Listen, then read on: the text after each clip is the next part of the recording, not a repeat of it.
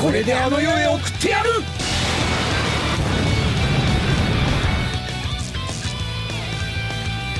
Super Saiyan 4 Gogeta and Omega Shenron were the first category leaders in the game, and their debut officially kicked off the start of the category lead meta. Omega Shenron introduced the Shadow Dragon Saga category into the game, which consists of characters that appeared in the Shadow Dragon Saga of GT.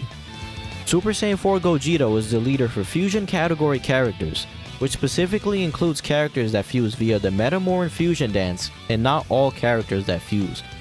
These two units also came with another increase to leader skill percentages, now giving 3 key and 150% to HP, attack, and defense to characters of a certain category. This meant that Fusion and Shadow Dragon Saga teams gave 60% more to stats than a double Neo God Lead team. Just like Vegito Blue, Super Saiyan 4 Gogeta had astronomical expectations placed on him before release, so despite being very good, many people were a bit underwhelmed by him not being a game-breaking card.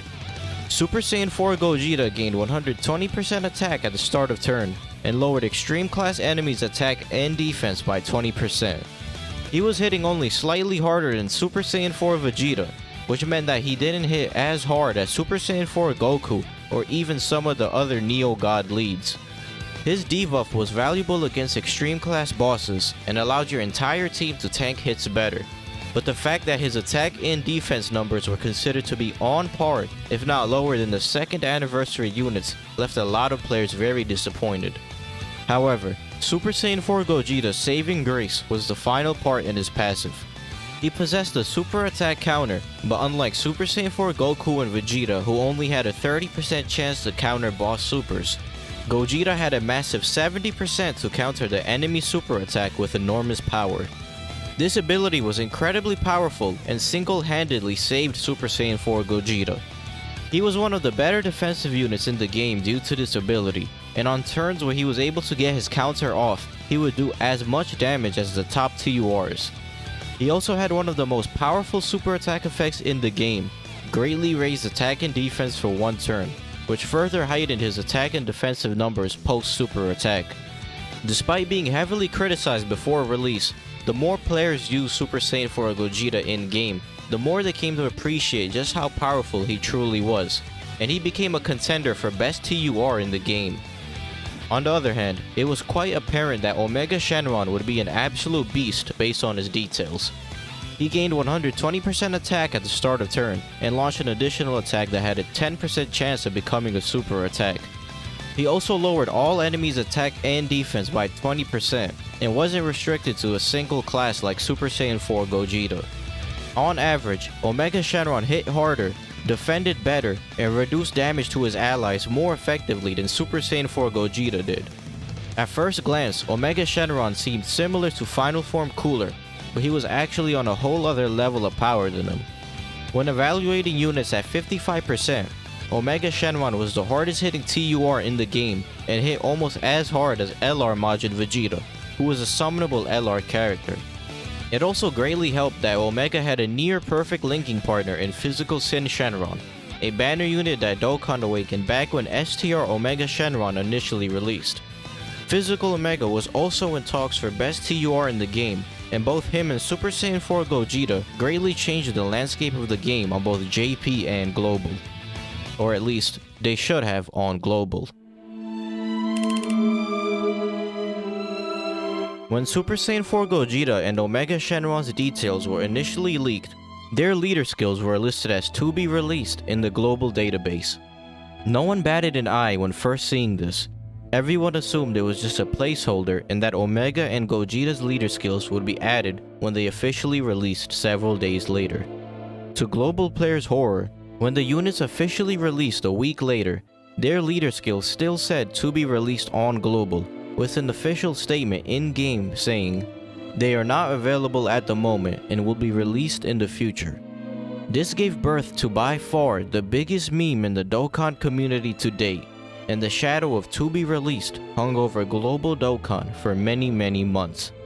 The most widely accepted reason why Dokkan decided to go through with this decision was because Global had just entered the Neo God League meta, So releasing Gogeta and Omega with their 150% leader skills would disincentivize players from summoning on the remaining 8 Neo God Leads who had inferior leader skills.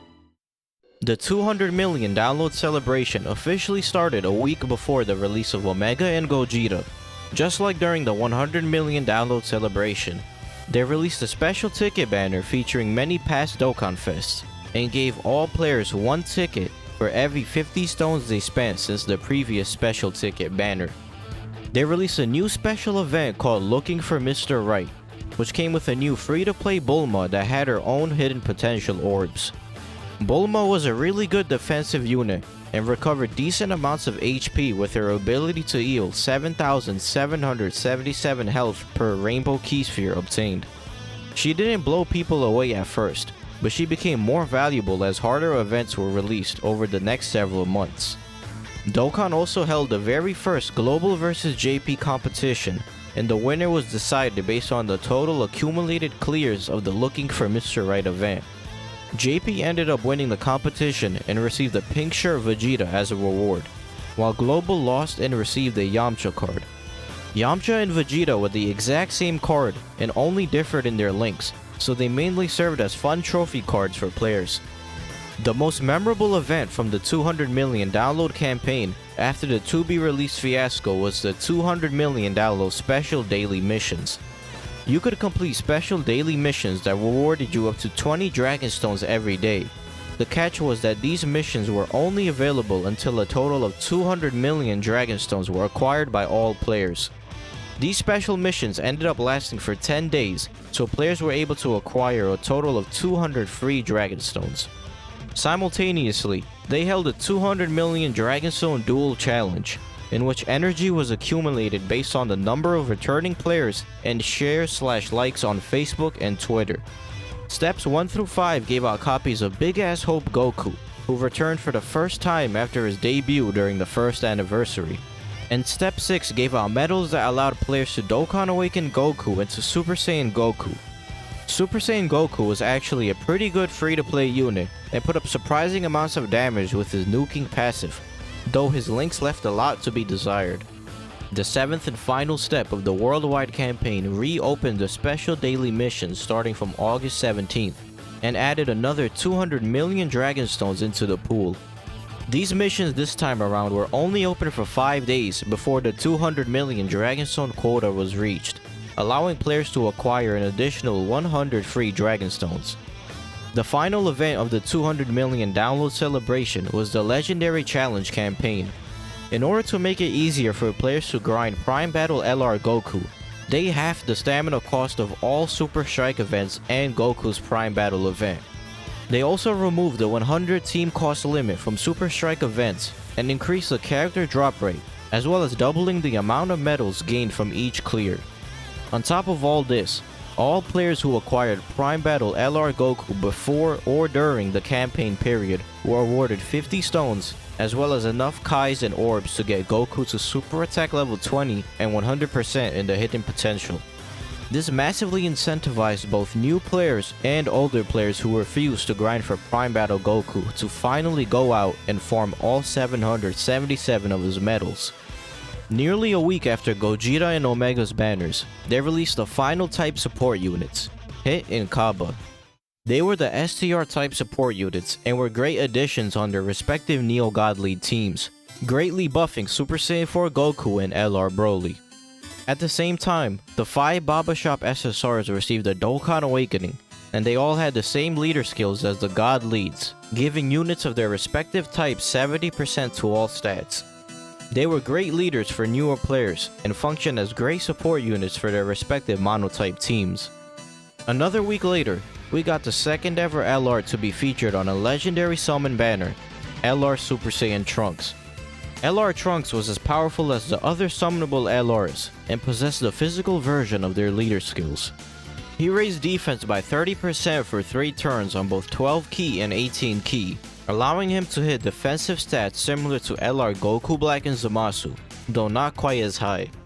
He was the first unit in the game to gain crit chance from his passive, having a 50% chance to perform a critical hit. This meant that you wanted to build LR Trunks with full additionals in his hidden potential in order to maximize his damage.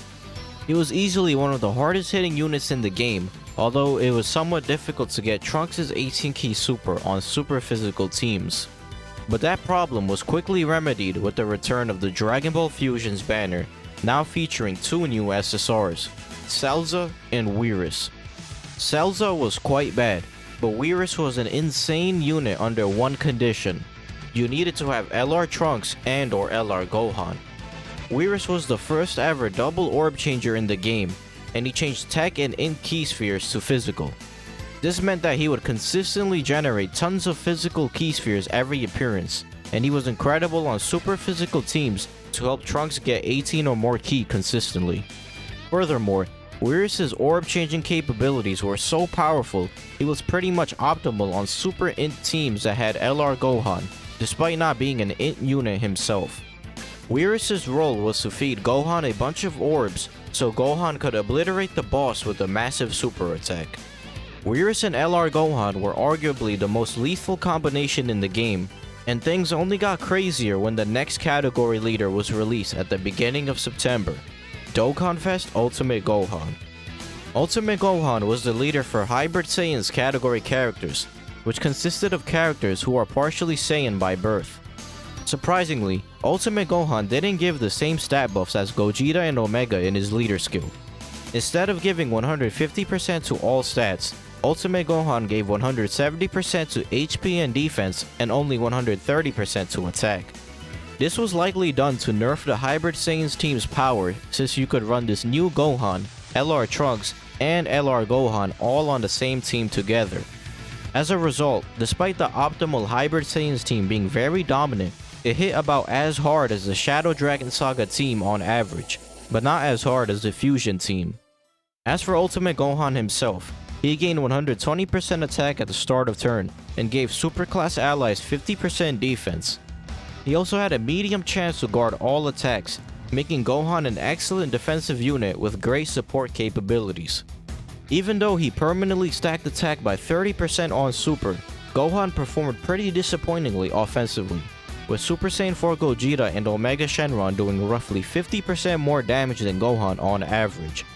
He was often a floater on his own team, with the main rotations consisting of LR Trunks and LR Gohan, the two hardest hitting units in the game at the time.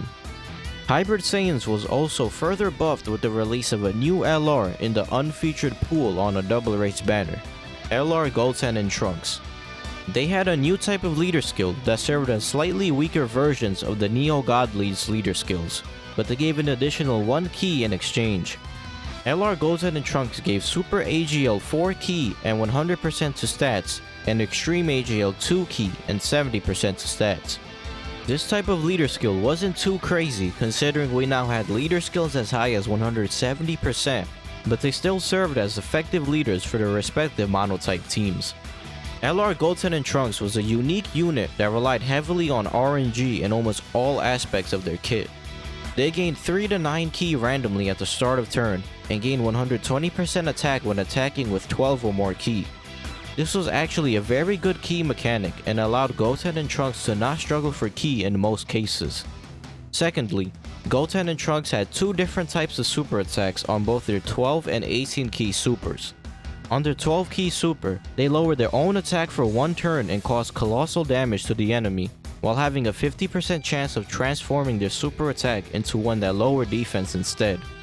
Each super attack had its own unique animation, with Goten and Trunks fusing into Fat Gotenks or Skinny Gotenks respectively. On their 18 ki super, they fused into Super Saiyan Gotenks, caused mega colossal damage to the enemy, and raised defense by 30% for 1 turn, while having a 30% chance of becoming Super Saiyan 3 Gotenks and raising attack and defense by 50% for 1 turn instead. They essentially had 4 different super attacks packed into their kit, and it was totally up to chance which one you would end up getting. They weren't jaw-dropping, but they certainly were a very powerful LR and among the hardest hitting units in the game. 12 days later, they released a Tournament of Power banner and featured 4 new SSRs from the Universal Survival Saga. None of these units were anything special, with the exception of Toppo, who served as a solid support unit. Additionally, they released a new free-to-play Goku alongside the Universal Survival Saga story event, and he debuted the Universal Survival Saga category into the game. As you would expect, this category included characters that appeared in the Universal Survival Saga of Dragon Ball Super, which was currently airing episode 108 at the time. Unsurprisingly, the next Dokkan Fest character was from that very arc, INT Angel Golden Frieza. Golden Frieza gave 3 key, 130% to HP, and 170% to attack and defense to Resurrected Warriors category characters, which consisted of characters who returned from the dead or who returned from being sealed long ago. Golden Frieza gained 150% attack and 50% defense at the start of turn, and debuffed superclass allies and enemies' attack by 15%. Frieza was a decent hitting unit and was fairly competent defensively, but he didn't excel in either category all too much. Furthermore, his superclass ally debuff wasn't really an issue on his own team, since it mainly consisted of extreme class characters such as Kid Buu, LR Majin Vegeta, and LR Broly, who actually dethroned LR Gohan as the hardest hitting unit in the game due to now being under a double 170% attack lead. His TUR version was also massively helped and became the 5th hardest hitting TUR in the game, and the two Brolys continue to devastate the game with their massive damage output. Meanwhile, in the Dragon Ball Super anime, on October 8th they released episodes 109 and 110 as a 1-hour special. These episodes depicted Goku's first battle with Jiren, and in it, Goku achieved a new never-before-seen form known as Ultra Instinct. The same day the 1-hour special was released, Dokkan dropped a new banner featuring Dokkan Fest UI Goku as an SSR.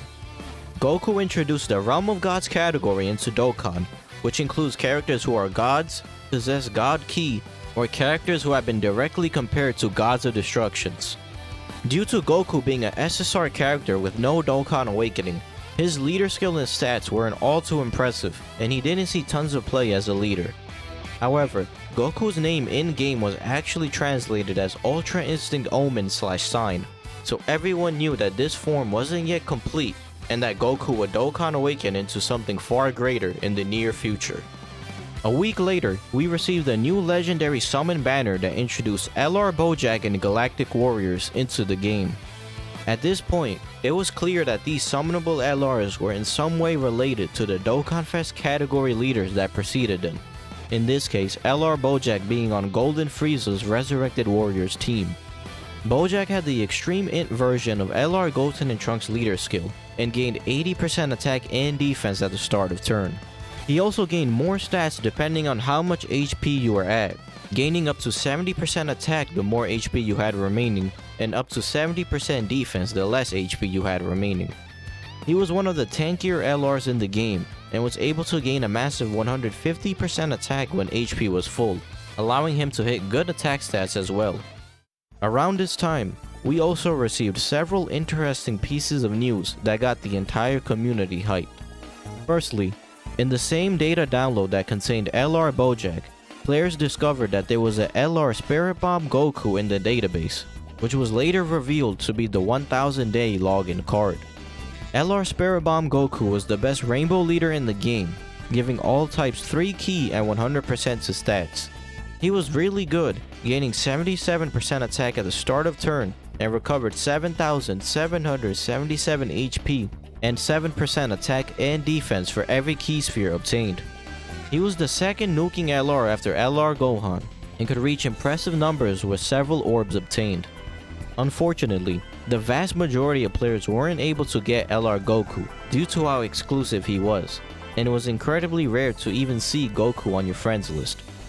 The second piece of news that was revealed was through V-Jump leaks, and it was stated that a new feature known as Extreme Z Awakening was being implemented in November. This new feature would allow TURs to Z Awaken even further to level 140 and with a max super attack level of 15. The first character to receive an Extreme Z Awakening / EZA would be the OG Dokkan Fest Super Saiyan 3 Goku, and he would have his own dedicated Extreme Z battle event in which you could collect Goku's EZA medals. Revitalizing older characters was something the community had wanted for many months, so players were understandably very hyped by the announcement of EZAs. The last piece of news was perhaps the most exciting of all. Dokkan events were becoming increasingly easier as the months went on, and the player base was desperate for new difficult content stages. Dokkan finally answered everyone's pleas with the announcement of Super Battle Road, which consisted of 10 difficult stages, each restricted to characters of a specific type. The community got exactly what it asked for and far more, not knowing that this new event will push not only their units to the limit, but also their very sanity.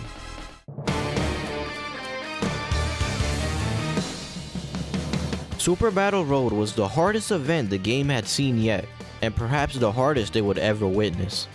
If you didn't pop an item in any given turn, chances were very high that you would be greeted with a game over screen.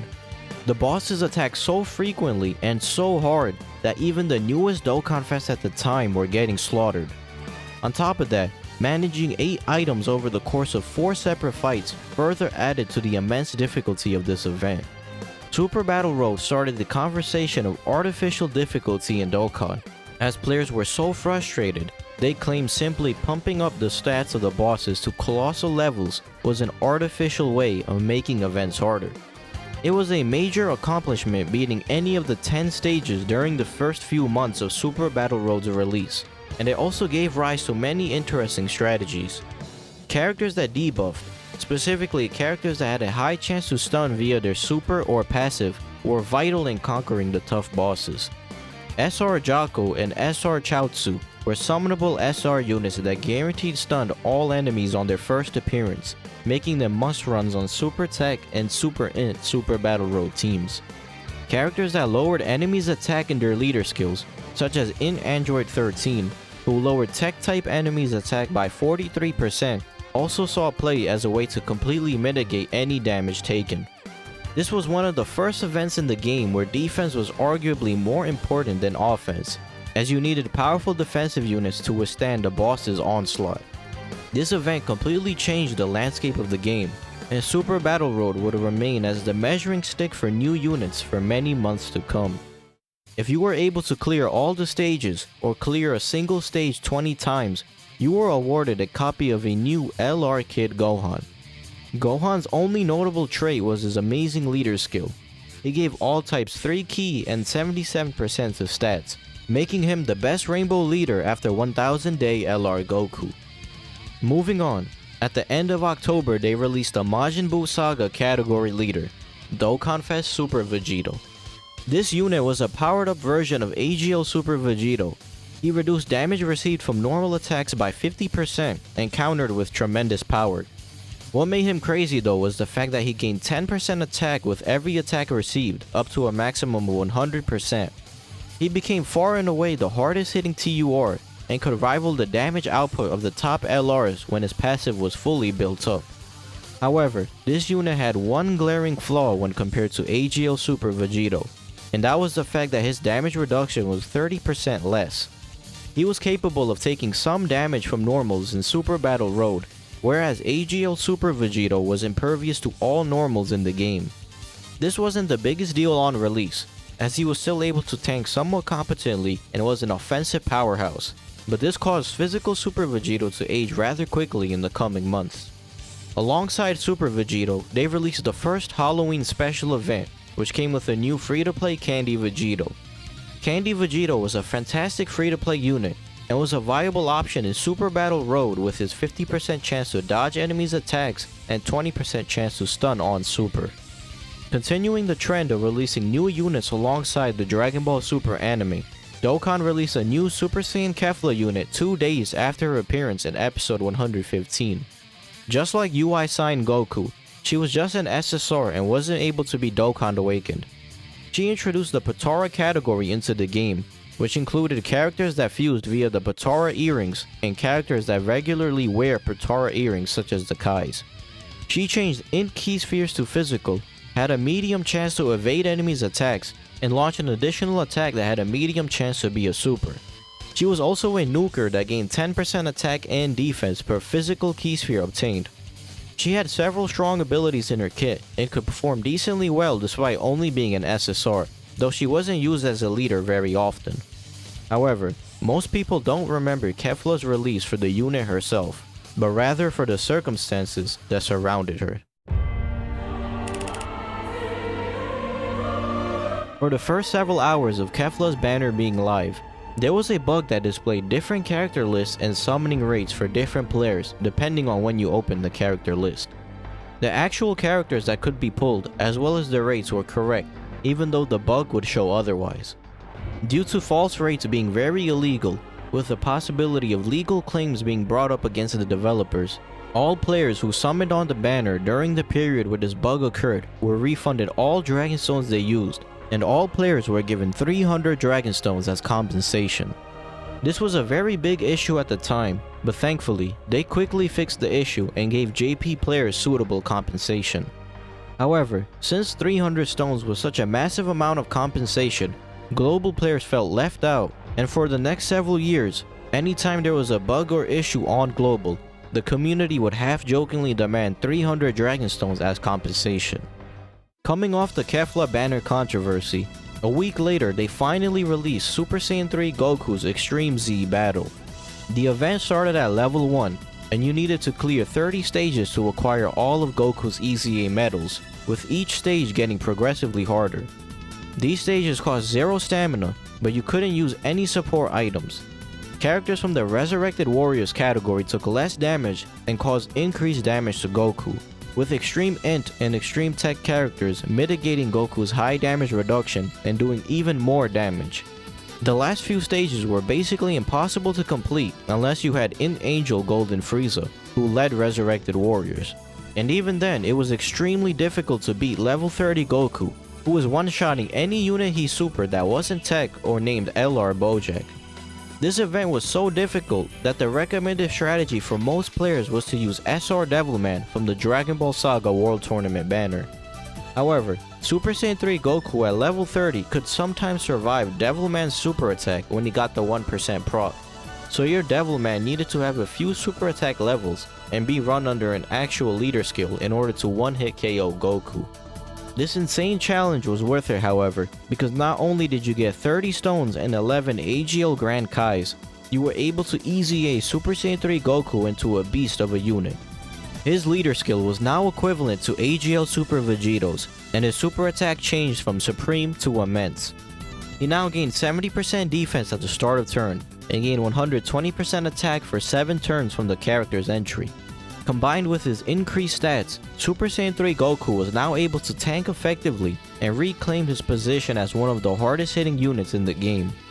While JP players were fighting for their lives against Super Saiyan 3 Goku's Extreme Z battle event, global players had to deal with yet another controversy on their hands.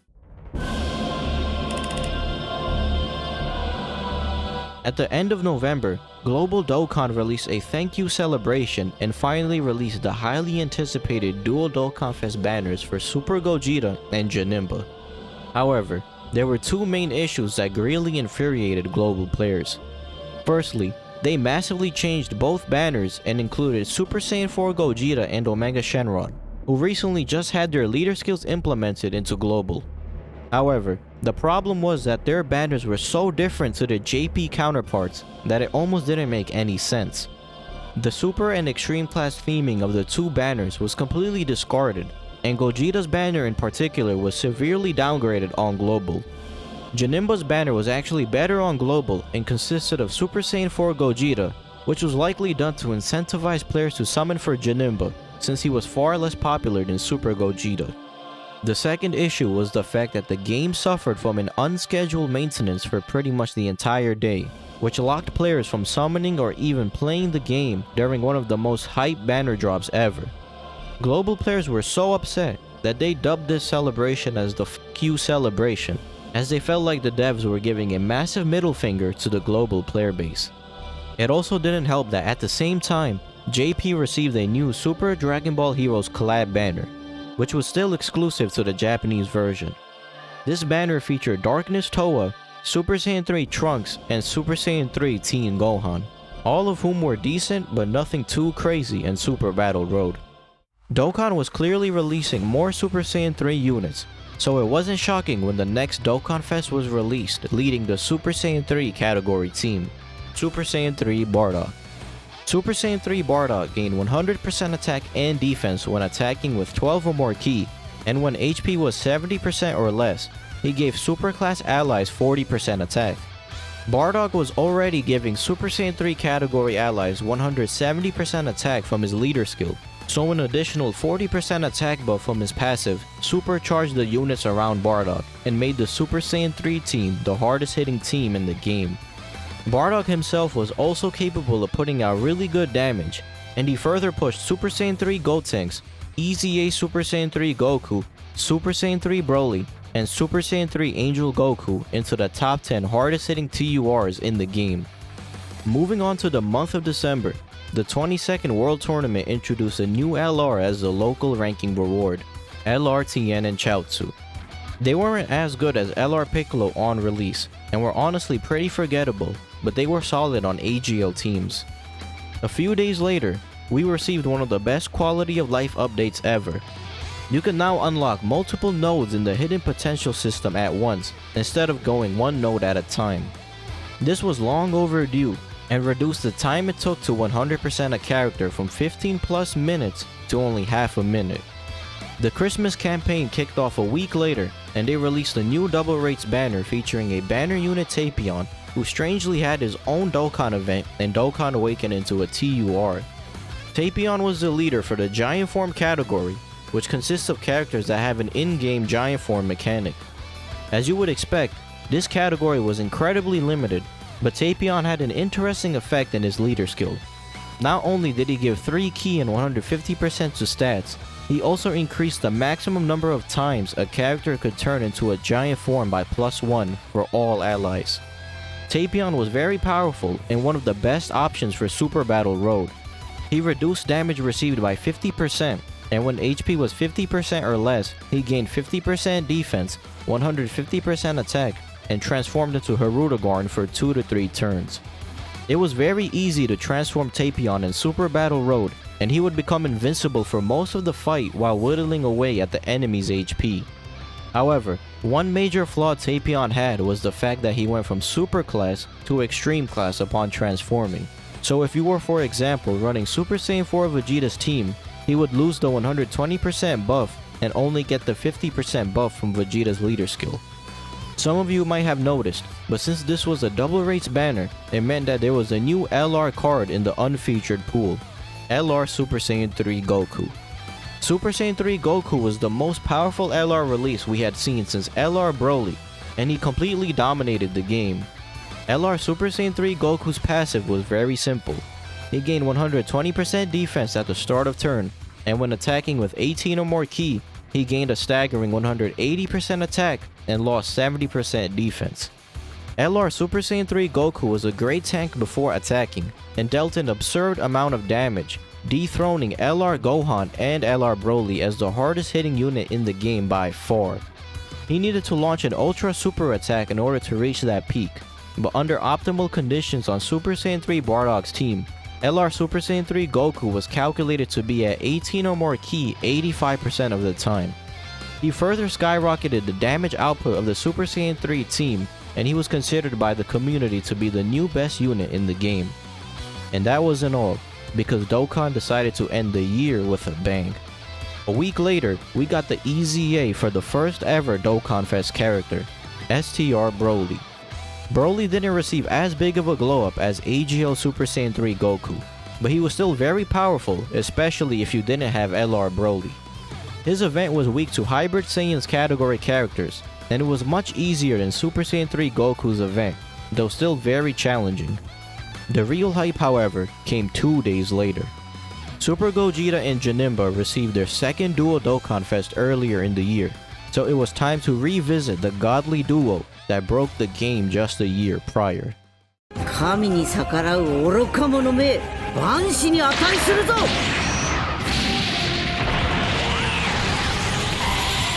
受けてみな。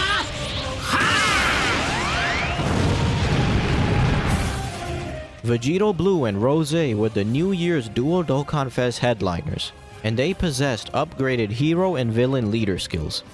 They gave Super/Extreme class allies 3 ki and 120% to stats, when the team was composed of all 5 Super/Extreme types. Although their leader skills were a bit more restrictive now, they still possessed arguably the strongest leader skills in the game. Just like physical Vegito Blue, this new iteration was an offensive behemoth. He launched an additional attack that had a medium chance of becoming a super, and a 70% chance of launching another additional attack that had a medium chance of becoming a super. Furthermore, for every attack performed, Vegito Blue gained 15% attack up to a maximum of 150%. On average, he was the hardest hitting TUR in the game, and when he was fully built up, he blew every other TUR in the game out the water in terms of damage. He was also the second Dokkan Fest unit after STR Cell to stack attack and defense on Super, so Vegito Blue's numbers were even higher in longer events. Similar to how Tech Vegito Blue mirrored physical Vegito Blue, STR Rose was also very similar to AGL Rose, being the more well-rounded unit of the two. He gained 120% attack at the start of turn and gave extreme class allies 3 key and 50% defense. This defensive support made every unit next to Rose tankier, and Rose linked with LR Goku Black and Zamasu was a devastating rotation that dominated the game. He also lowered superclass enemies' attack and defense by 20%, making him a very strong option in Super Battle Road. Both units were incredible, and each one had a claim as the #1 TUR for completely different reasons. Their banner units were also among the best banner units to date. They both reduced damage received by 40% at the start of turn, and gained stats based on the amount of HP remaining. Zamasu gained up to 60% attack and defense the more HP you had remaining, and Super Saiyan Trunks gained up to 120% attack and defense the less HP you had remaining. They both also possess powerful super attack effects, allowing them to perform well in Super Battle Road. The player base was massively satisfied with these new units, and Dokkan was releasing banger after banger.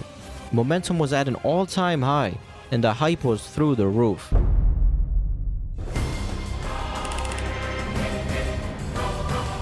During the release of Rose's banner, an error occurred on the image of the banner which displayed the TUR version of Super Saiyan 3 Broly instead of the SSR version. All players who summoned on the banner while Broly was displayed incorrectly were refunded all their Dragon Stones.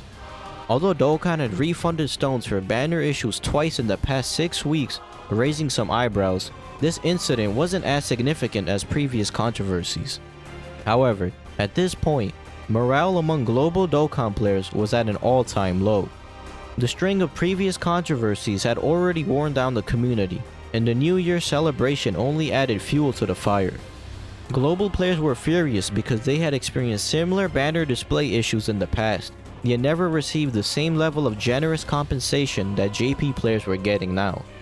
To make matters worse, ever since the conclusion of the legendary election, global players had been eagerly waiting for LR Vegito Blue, and over 6 months had passed without any sign of his release. While they were finally given the SSR and TUR versions of Vegito Blue in the middle of December, his LR form was still nowhere to be seen. Meanwhile, JP released a shiny new Vegito Blue card, while Global was still stuck waiting for the one they were promised. This time period marked what many consider to be the lowest morale the global Dokkan community had ever experienced. The start of 2018 brought with it a new trophy card for both Global and JP, Kimono Android 18. The unit itself was whatever, but Kimono 18 had one of the best and most unique card arts in the game, making her a very beloved trophy card. The SSR and TUR versions of LR Vegito Blue made their way onto JP a month after they came out on Global. He seemed quite underwhelming to both player bases, and people were simply waiting for him to become an LR to see how strong he would actually become. Almost 2 weeks later, JP entered the 3rd anniversary countdown campaign. The countdown images were all Namek themed, and many people started to predict we were getting a Super Saiyan Goku and Full Power Frieza dual Dokkan Fest. Little did we know, however, Dokkan was about to pull the biggest bait and switch ever, and the true anniversary headliners was something no one in their right mind could have ever predicted. If you enjoyed what you saw, please like the video and subscribe to stay tuned for future parts, as well as leaving a comment down below on your thoughts on this era of Dokkan. 2017 was simultaneously perhaps the most hype and controversial year in Dokkan ever, and the second half of this year in particular gave birth to a bunch of iconic memes within the community. I'll see you guys in the next part when we cover the 3rd anniversary of Dokkan, as well as the introduction of transformations into the game.